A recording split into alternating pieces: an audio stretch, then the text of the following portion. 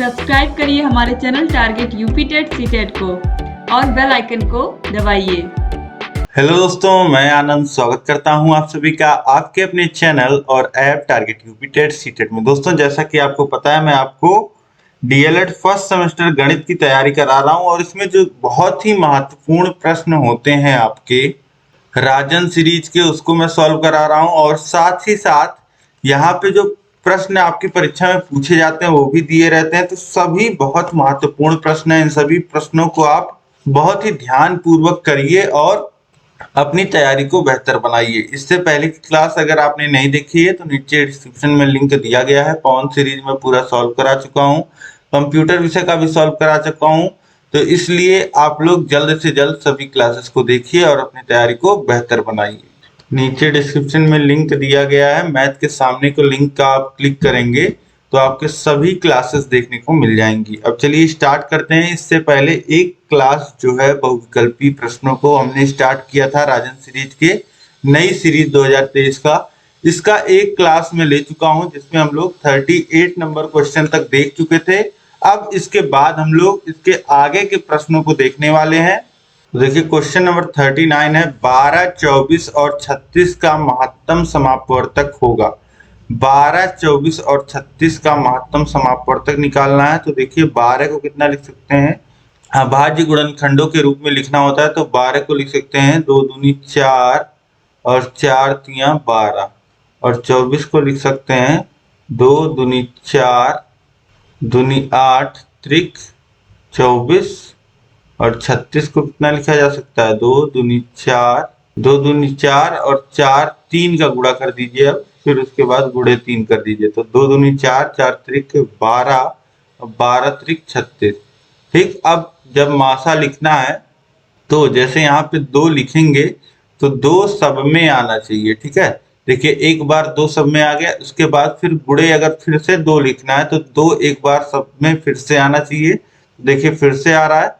फिर उसके बाद देखिए 2 यहाँ 3 बार आ रहा है, लेकिन अब बाकी जगह 2 जो है वह 2 ही बार आया है, तो इसलिए अब 2 नहीं लिखा जाएगा। इसके बाद देखिए एक बार 3 और सभी जगह आया है, और एक जगह 3 2 बार आया है, लेकिन एक ही बार लिखा जाएगा। जो सब में आया होगा वही लिखा जाएगा। ठीक है, और जितनी बार सब में आया होगा उतनी ही बार लिखा जाएगा। ठीक, तो यहाँ पे मासा लिखते समय यह आपको ध्यान रखना है कि आपको पदों को वही पद लिखने हैं जो सब में मौजूद हैं। ठीक है, तो इस तरीके से मासा हो जाएगा 2 दूनी 4 और तियां 12। इस तरीके से मासा कितना आ जाएगा 12। ठीक है, और एक ट्रिक और है, जैसे 3 संख्याएं दी गई हैं तो सबसे छोटी संख्या को देखिए, अगर इसी संख्या से बाकी संख्याएं पूरी पूरी डिवाइड हो जा रही हैं तो इसका मतलब ये जो सबसे छोटी संख्या है यही मासा होता है। ठीक है, ये तरीका होता है मासा जानने का। इसके बाद देखिए नेक्स्ट क्वेश्चन है प्रश्न संख्या 40, बालकों को मूलभूत संक्रियाओं का ज्ञान दिया जाना चाहिए, सूक्ष्म तथ्यों से रटाकर लिखवाकर स्कूल सामग्री से। तो देखिए बालकों को मूलभूत संक्रियाएं कौन सी होती हैं गणित की, जोड़ घटाना गुणा और भाग, ये चारों मूलभूत संक्रियाएं होती हैं। और इसका जो ज्ञान है वो सूक्ष्म तथ्यों से आप बताओगे, सूक्ष्म छोटी छोटी चीजें बताओगे बच्चों को, या फिर रटाओगे उनको, या लिखवाओगे, या स्कूल सामग्री से, या जिसे हम लोग बोलते हैं टीएलएम, टीचर लर्निंग मटेरियल, आप लोगों ने पढ़ा होगा। तो टीचिंग लर्निंग मटेरियल से जब आप बच्चों को दिखाओगे कि हाँ बच्चों ये देखो, ये एक चीज है, ये 2, ये 3, ये 4, ये 5, ठीक है, और इसमें से 2 निकाल देंगे तो 3 बचेगा। इस तरीके से जब आप बताओगे बच्चों को तो बच्चे मूलभूत संक्रियाओं को अच्छे से समझेंगे। तो इसलिए स्कूल सामग्री से यह ऑप्शन जो हो जाएगा ऑप्शन द, ये बिल्कुल सही होगा। इसके बाद देखिए भाग करने पर शेषफल सदैव कम होता है। अब जैसे देखिए 5 से भाग कर रहे हैं 23 में, तो कितना आएगा 5 चौक 20, 4 बार जाएगा और हासिल लग जाएगा 3। अब देखिए यहाँ पे भाजक है 5 और शेषफल है 3, जो कि 3 जो है वह 5 से छोटा है। तो हमेशा जो होता है शेषफल कम होता है किससे, भाजक से। तो ऑप्शन आ जो हो जाएगा यहाँ पे भाजक से, यह बिल्कुल सही हो जाएगा।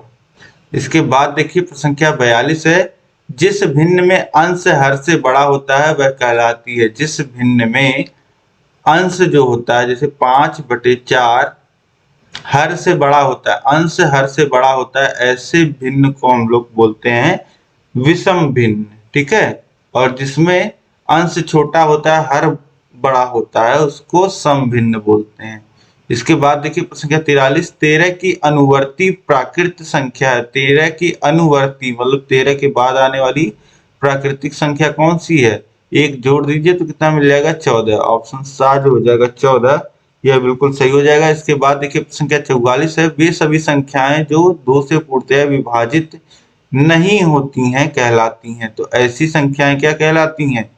विषम संख्याएं कहलाती हैं। ऑप्शन बा जो हो जाएगा बिल्कुल सही हो जाएगा। इसके बाद देखिए प्रश्न संख्या 45 है, 40 एवं 50 के मध्य युग्म अभाज्य संख्याएं हैं। 40 और 50 के बीच यानी कि 41, 42, 43, 44, 45, 46, 47, 48, 49, ठीक है, के मध्य बोला है। ठीक है, मध्य बोला है मतलब कि 40 और 50 को नहीं काउंट करेंगे। युग्म के मध्य युग्म अभाज्य संख्याएं कौन सी हैं? कौन कौन सी अभाज्य संख्याएं हैं? तो यहाँ पे देखिए 41 जो होता है वह किसी संख्या से नहीं कटता है, तो ये 41 जो हो जाएगा ये अभाज्य। 42 7 से कटता है, और इसके बाद देखिए 43 भी किसी संख्या से नहीं कटता। 44 तो 2 से कटता है, 45 5 से कट जाएगा, 46 2 से, और इसके बाद देखिए 47 भी अभाज्य संख्या होती है, 48 भाज्य होता है, 49 भी भाज्य होता है। तो यहाँ पे 3 अभाज्य संख्याएं मिल गई आपको, 41 43। तो यहाँ पे देखिए कौन सा युग्म है? अब देखिए यहाँ पे 47 49 दिया है, तो 49 तो भाज्य है, तो युग्म जो है अभाज्य संख्याओं का नहीं है। अभाज्य संख्याओं का युग्म मतलब दोनों संख्या जो होनी चाहिए वह अभाज्य होनी चाहिए। अब 49 43 में 49 भाज्य है, तो ये भी युग्म नहीं है। 43 और 49 में देखिए ये भी युग्म नहीं है। इसके बाद 41 43 देखिए तो 41 भी अभाज्य है, 43 भी अभाज्य है, तो ऑप्शन दा जो हो जाएगा यह बिल्कुल सही हो जाएगा। इसके बाद देखिए प्रश्न संख्या 46, एक ही संख्या को बार बार जोड़ने की क्रिया कहलाती है। तो एक ही संख्या को बार बार आप जोड़ोगे, जैसे आप 5 को 3 बार जोड़िए तो कितना मिल जाता है? 15 मिल जाता है, या 5 का 3 बार गुणा कर लीजिए तो कितना मिल जाता है? 15। तो इसको क्या कहते हैं? बार बार जोड़ने की जो प्रक्रिया होती है यह गुणा करना कहलाती है। ऑप्शन बा सही हो जाएगा। इसके बाद देखिए पूर्ण संख्याओं का गुणनफल सदैव होता है। पूर्ण संख्याओं का जो गुणनफल होता है वह हमेशा एक पूर्ण संख्या ही आपको मिलेगी। ठीक है, जो पूर्ण संख्या है, जैसे 4 गुणे 3 आप करोगे तो आपको 12 मिलेगा। 4 और 3 पूर्ण संख्याएं हैं, 12 भी क्या है? पूर्ण संख्या। ऑप्शन बा जो हो जाएगा पूर्ण संख्या बिल्कुल सही हो जाएगा। परिमेय संख्या तो नहीं मिलेगी, अपरिमेय संख्या भी नहीं मिलेगी, और भिन्न संख्या भी नहीं मिलेगी। सबसे सटीक उत्तर है पूर्ण संख्या, तो ऑप्शन बा सही हो जाएगा। इसके बाद देखिए संख्या 48 है, जब दो भिन्न एक का अंश दूसरे के हर हो तथा दूसरे का हर पहले भिन्न का अंश हो तो वे आपस में कहलाती हैं। देखिए ध्यान से बोल रहा है कि दो भिन्न एक का अंश दूसरे का हर है। एक का अंश दो भिन्न है, एक का अंश दूसरे भिन्न का हर है। ठीक है, तो मतलब कि दूसरे भिन्न को पहले भिन्न में जो अंश रखे हैं वही दूसरे भिन्न के हर में अंश रख देंगे, और दूसरे का हर पहले भिन्न का अंश है। और फिर यहाँ कहना चाह रहा देखिए दूसरे का हर पहले भिन्न का अंश हो। फिर यही इन्होंने बोल दिया, लेकिन स्टेटमेंट ये देना चाह रहे हैं कि पहले का हर दूसरे के अंश के बराबर है। तो ऐसे भिन्नों को जो हम कहते हैं वह व्यतिक्रम भिन्न कहते हैं। तो ऑप्शन सा जो हो जाएगा व्यतिक्रम भिन्न। अब इन भिन्नों को आप गुणा करोगे तो हर से हर कट जाएगा, अंश से अंश कट जाएगा, मान आ जाएगा 1। तो ऐसे में क्या होता है, जो भिन्न आपस में गुणा जिनका 1 होता है, ऐसे भिन्नों को हम लोग व्यतिक्रम भिन्न कहते हैं। ठीक है, जैसे कहीं पे लिखा होगा अंश बाई हर, और उसके बाद इसी को हर बाई अंश लिख दीजिए, तो ये क्या हो जाएंगे? आपस में व्यतिक्रम भिन्न हो जाएंगे। इसके बाद देखिए क्वेश्चन नंबर 49 है, 5 के पावर 0 का मान होता है। तो 5 के घाते 0 का मान कितना होगा? किसी भी संख्या के घात में शून्य का मान होता है 1। ठीक है, आपने पढ़ा है a के पावर 0 क्या होता है, 1 होता है। इसके बाद देखिए प्रश्न संख्या 50 है, 18% का भिन्न रूप होगा। तो 18% को आपको भिन्न रूप में लाना है, तो ये हो जाएगा 18% चिन्ह हटाएंगे तो 1/100 से गुणा हो जाएगा। फिर देखिए ये 9 और ये 50, 9/50 आ जाएगा वैल्यू, ऑप्शन दा में दिया गया है 9/50 जो हो जाएगा, यह बिल्कुल सही हो जाएगा। इसके बाद देखिए प्रश्न संख्या 51 है, अनुचित भिन्न है। अनुचित भिन्न यहाँ पे कौन सा है, तो देखिए 5/8 लिखा है। अब इसमें 5 जो है अंश जो है वह हर से छोटा है, तो यह जो हो जाएगा यह उचित भिन्न कहलाएगा। अंश जो है हर से जब छोटा होगा तो वह उचित भिन्न कहलाता है। वैसे यहाँ पे देखिए अंश जो है हर से छोटा है यहाँ भी। अब ऑप्शन दा में देखेंगे तो अंश जो है वह बड़ा है हर से, तो यह क्या कहलाएगा, अनुचित भिन्न कहलाएगा। ऑप्शन दा जो हो जाएगा अनुचित भिन्न कौन सा है, 20/3 अनुचित भिन्न है। इसके बाद देखिए कौन सा भिन्न सबसे बड़ा है, 7/10 को 0.7 लिख लीजिए और यहाँ पे भाग करेंगे तो आ जाएगा 7×5 = 35.5 और फिर 5 बार तो 7 बार जाएगा, 7×7 = 49.5 7 1 हो जाएगा ये। फिर 11 से भाग करेंगे 8 में तो 7 बार और फिर हासिल बचेगा 3, 3 में भाग करेंगे तो 2 बार। फिर इसके बाद देखिए 8 से भाग होगा 5 में तो 8×6 = 48.6 और 2 बार। तो यहाँ पे सबसे बड़ा मान जो आ रहा है वो 0.72 का आ रहा है। ठीक है, यानी कि 8/11 का आ रहा है, तो ऑप्शन सा जो हो जाएगा ये बिल्कुल सही हो जाएगा। ठीक है, इसके बाद देखिए प्रश्न संख्या 53 है, 2880 भागा ब्रैकेट में 48/6। अब देखिए सबसे पहले ब्रैकेट में जो चीजें होती हैं उनको हम सॉल्व करते हैं। तो ब्रैकेट में है 48/6, 6 से 48 में भाग होगा तो 8 बार में जाएगा। फिर उसके बाद देखिए 2880 भागा 8 हो जाएगा, फिर 8 त्रिक 24 और फिर 4 बचेगा और 8 छक 48, 360 आ जाएगा। तो ऑप्शन बा में देखिए दिया गया है 360, ये बिल्कुल सही हो जाएगा। इसके बाद देखिए प्रश्न संख्या 54 है, एक गोले का आयतन 36 पाई घन सेमी है तो उसकी त्रिज्या होगी।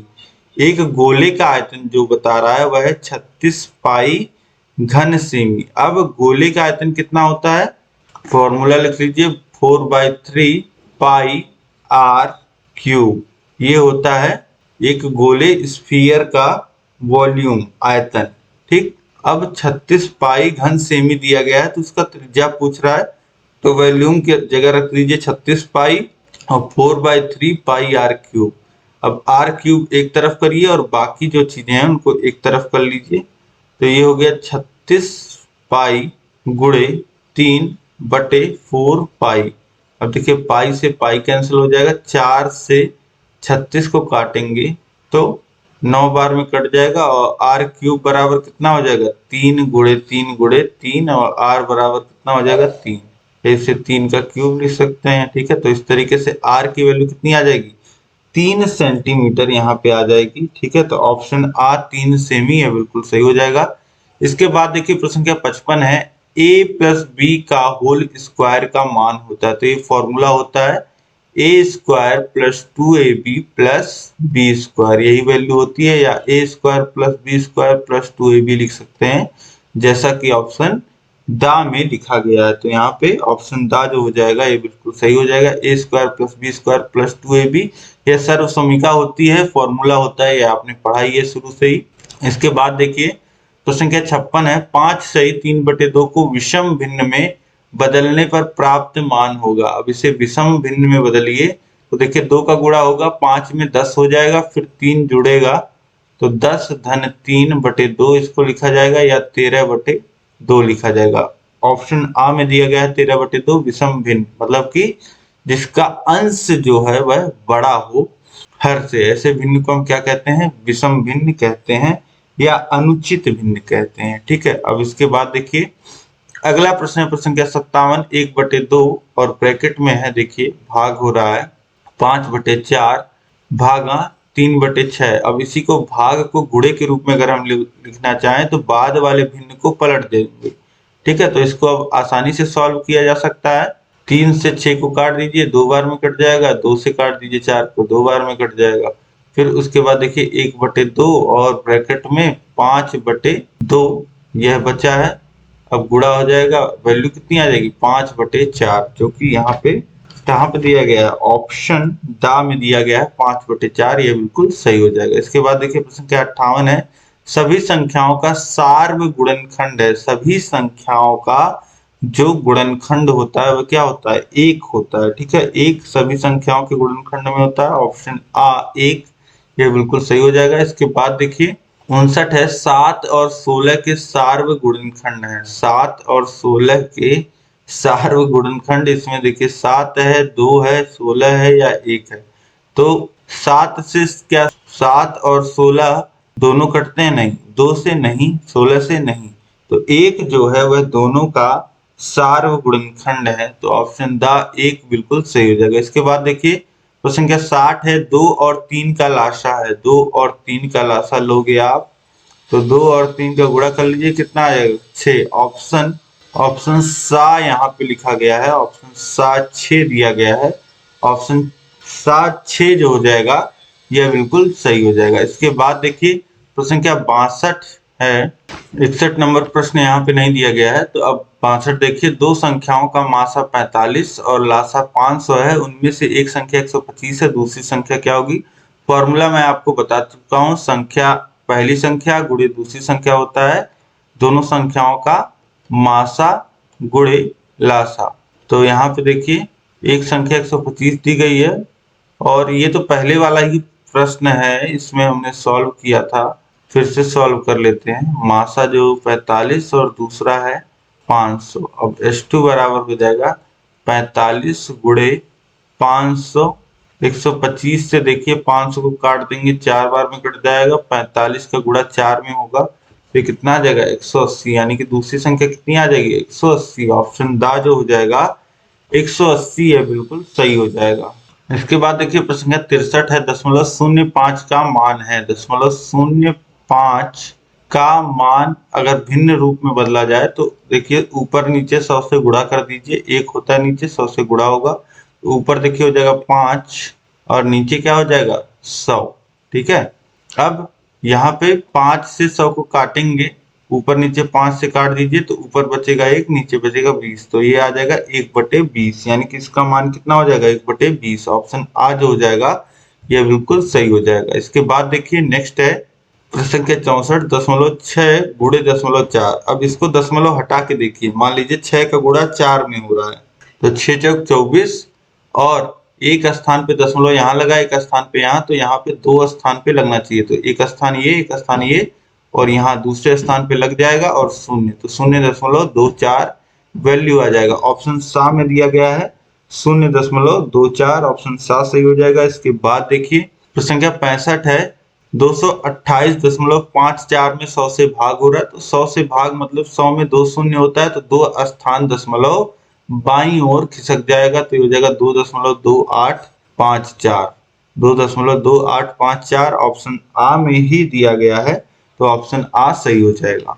इसके बाद देखिए प्रश्न संख्या 66 है, किसी वृत्त का व्यास 4 सेमी त्रिज्या का मान होगा। व्यास जब दे दिया 4 तो रेडियस कितना होता है, व्यास का आधा होता है, यानी कि 4/2 कितना हो जाएगा 2 सेंटीमीटर। तो त्रिज्या का मान कितना आ गया 2 सेंटीमीटर, ऑप्शन सा सही हो जाएगा। 67 है, एक समांतर चतुर्भुज का क्षेत्रफल 75 सेंटीमीटर है, उसकी ऊंचाई 7.5 है, तो उसका आधार सेमी में होगा। अब यहाँ सेंटीमीटर स्क्वायर इनको लिखना था, तो समांतर चतुर्भुज का जो क्षेत्रफल दिखा दिया इन्होंने वह 75 सेंटीमीटर स्क्वायर बता दिया है, उसकी ऊंचाई इन्होंने बता दी है 7.5 है, और आधार सेंटीमीटर में पूछ रहा है कितना होगा। तो देखिए समांतर चतुर्भुज का जो क्षेत्रफल का फॉर्मूला होता है वह होता है बेस इंटू हाइट, आधार गुणे ऊंचाई। तो देखिए यहाँ पे जो क्षेत्रफल है वह दे दिया गया है 75 सेंटीमीटर स्क्वायर है, और जो आधार है वह निकालने को कह रहा है, और ऊंचाई है 7.5। अब यहाँ पे लिख सकते हैं आधार b बराबर 75/75, 7.5। अब 7.5 से 75 को काटेंगे, 10 बार में कट जाएगा। ऑप्शन बी जो हो जाएगा 10 सेंटीमीटर आ जाएगा, यानी आधार जो आ जाएगा वह 10 आ जाएगा। ऑप्शन बा जो हो जाएगा यह बिल्कुल सही हो जाएगा। इसके बाद देखिए प्रश्न संख्या 68 है, वह वृत्त जो किसी त्रिभुज की सब भुजाओं को बिना बढ़ाए स्पर्श करे कहलाता है।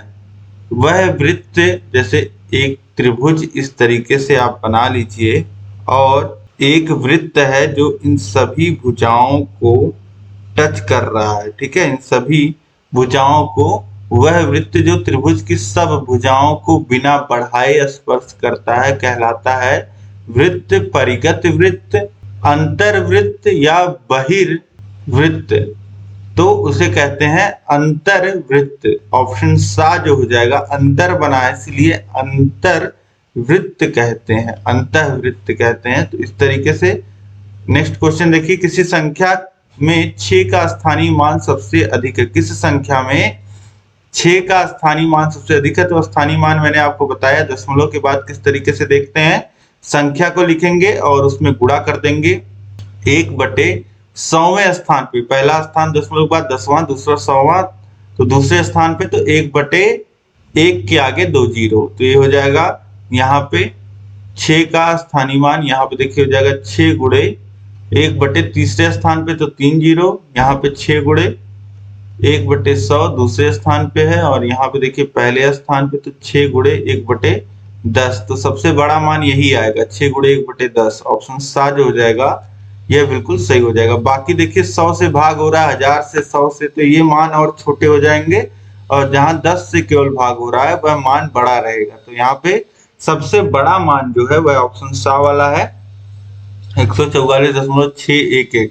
इसके बाद देखिए प्रश्न संख्या 70 है, अर्धवृत्त में स्थित कोण का मान होता है। अर्धवृत्त में बना कोण सम कोण होता है, 90 अंश का कोण होता है, यह प्रमेय होता है वृत्त में। इसके बाद देखिए प्रश्न संख्या 71 है, त्रिभुज का क्षेत्रफल होता है। त्रिभुज का जो क्षेत्रफल होता है उसका जो फॉर्मूला होता है वह होता है 1/2 आधार गुणे लंब। ऑप्शन आ शा जो है यहाँ पे वह सही हो जाएगा, 1/2 आधार गुणे लंब। इसके बाद देखिए प्रश्न संख्या 72 है, किसी त्रिभुज की भुजाएं 6 सेमी, 8 सेमी, 10 सेमी है, तो उसका क्षेत्रफल होगा।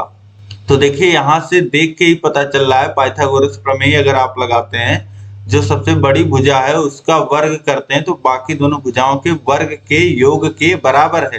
तो यहाँ से हम लोग ये फॉर्मूला लगा सकते हैं 1/, आधार गुणे लंब, ये आधार गुणे लंब हो जाएगा। एरिया जो हो जाएगा वह 1/2 आधार गुणे लंब, आधार 6 लंब 8, तो 2 से काटिए 8 को 4 बार में, 6 चौ 24, तो 24 वर्ग सेमी आ जाएगा इसका क्षेत्रफल। ठीक है, यहाँ पे देख लीजिए ऑप्शन दा जो हो जाएगा 24 वर्ग सेमी, है बिल्कुल सही हो जाएगा। इसके बाद देखिए प्रश्न संख्या 73 है, एक त्रिभुज का क्षेत्रफल क्या होगा जिसका आधार 10 ऊंचाई 6 है। ठीक है, तो यहाँ भी वही formula, half base into height, 10 गुणे 6, 2 से काट दीजिए तो 3 बार में 30 वर्ग सेमी आ जाएगा। ऑप्शन आ जो हो जाएगा यहाँ पे यह बिल्कुल सही हो जाएगा। इसके बाद देखिए नेक्स्ट क्वेश्चन है प्रश्न संख्या 74, 80-90 के बीच अभाज्य संख्याएं हैं। तो 80-90 के बीच क्या आता है, 81 आता है, 82 आता है, 83 आता है, 84 आता है, 85 आता है, 86 आता है, 87 आता है, 88 आता है, 89 आता है। ठीक, तो यहाँ पे अगर हम बात करें 81 तो ये डिविजिबल है, 82 डिविजिबल है, 83 जो है वह डिविजिबल नहीं है, 84 डिविजिबल है, 85 डिविजिबल है, 86, 87 डिविजिबल है, 88 और 89 की बात करें तो यह डिविजिबल नहीं है। ठीक है, तो यहाँ पे कौन कौन सी संख्याएं डिविजिबल नहीं है, तो वह है 83 और 89, 89। ऑप्शन दा जो हो जाएगा ये बिल्कुल सही हो जाएगा। इसके बाद देखिए नेक्स्ट क्वेश्चन है, रुपए 15 कितने रुपए का 20% है। माना x का 20% वह है 15, तो x का मान पूछ रहा है कि कितने रुपए का 20% है। तो x गुणे 20 और प्रतिशत चिन्ह 1/100 बराबर है 15 के, तो x बराबर हो जाएगा 15 गुणे 100 बटे 20। 20 से 100 काटेंगे 5 बार में कट जाएगा। 15 का गुणा 5 में करिए तो कितना आएगा 75, यानी कि वैल्यू कितनी हो जाएगी 75 का 20% 15 होगा। अब इसके बाद देखिए प्रश्न संख्या 76 है, पिक्टोग्राफ प्रदर्शित करता है स्तंभ आरेख, रेखीय आरेख, वृत्तीय आरेख, इनमें से कोई नहीं। तो पिक्टोग्राफ जो है वह ना तो स्तंभ आरेख प्रदर्शित करता है, ना रेखीय, ना वृत्तीय, तो इनमें से कोई नहीं। ऑप्शन द सही हो जाएगा। तो पिक्टोग्राफ में दोस्तों सिंबल्स का यूज होता है। आपने जैसे देखा होगा कि एप्पल्स बने होते हैं, जैसे एक एप्पल मतलब 10 एप्पल समझ लिया गया और एप्पल्स को दर्शाया गया है। इस तरीके से कई सारे एप्पल्स बने होते हैं, ठीक है। तो इस तरीके से आपने कहीं पे देखा 2 एप्पल बने हैं, 4 एप्पल बने हैं, तो ये सब क्या होते हैं, ये पिक्टोग्राफ दर्शाने का तरीका होता है।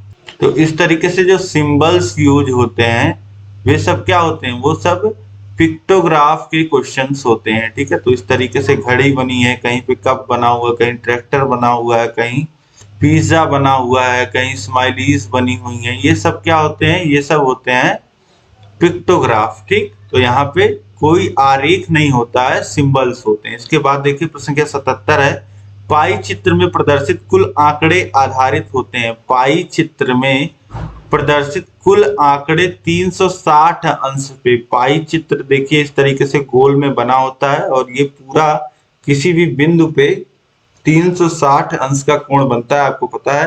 तो एक बिंदु पे पूरा दिखाया जाता है एक सर्कल में, तो होता है 360 अंश पे। तो ऑप्शन सा जो हो जाएगा यहाँ पे 360 अंश पे बिल्कुल सही हो जाएगा। इसके बाद देखिए प्रश्न संख्या 78 है, वह व्यंजक जिसमें केवल एक पद होता है कहलाता है। तो एक पदीय व्यंजक कहते हैं ऐसे व्यंजक को।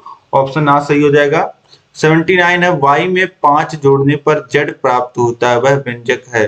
y में 5 जोड़ने पर z प्राप्त होता है। तो यह व्यंजक इस तरीके से आप आसानी से लिख सकते हैं, y धन 5 बराबर z, ठीक है। तो z बराबर हो जाएगा y धन 5।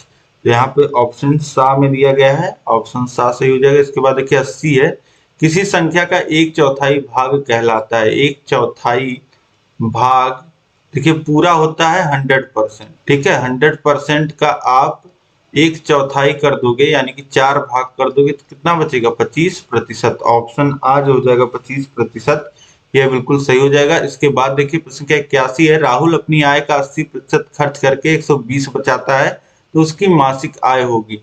तो देखिए 80% खर्च कर देता है, यानी कि आय माना x है, x का 20% बचाता है, तो कितने रुपए बचता है 120 रुपए, ठीक है।